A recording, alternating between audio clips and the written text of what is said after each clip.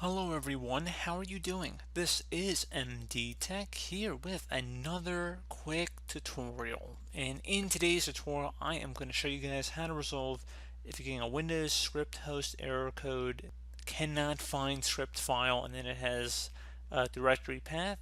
So we're going to go ahead and jump right into it. And we are going to start by right clicking on a blank area of our desktop, select new, and then select text document. You don't have to call it anything if you want. You just close out of it and then double click on it to open it up. And you want to go ahead and copy what I'm having in the description of the video here. So you can paste it in or type it in. So it's just basically WSCRIPT,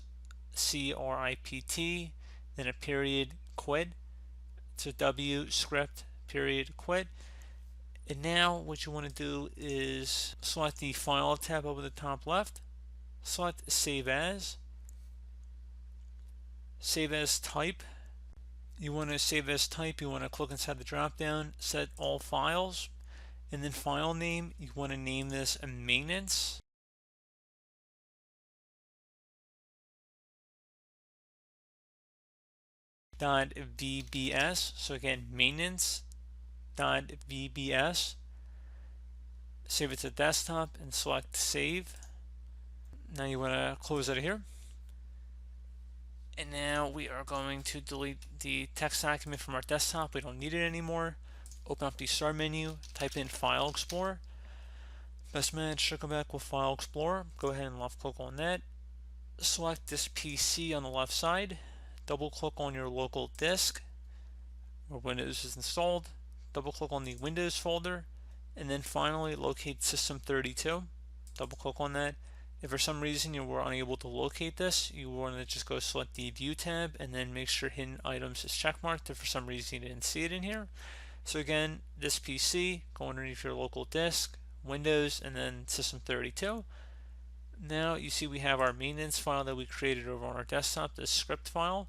You want to just drag and drop it right into this file location. So you just want to drag it over, move it to System32. Don't put it in one of these folders here, just put it over on the side where it says move to System32 and just drop it in.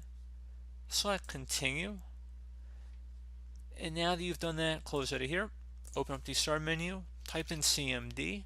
Best match should go back with command prompt. You want to right click on that and select run as administrator.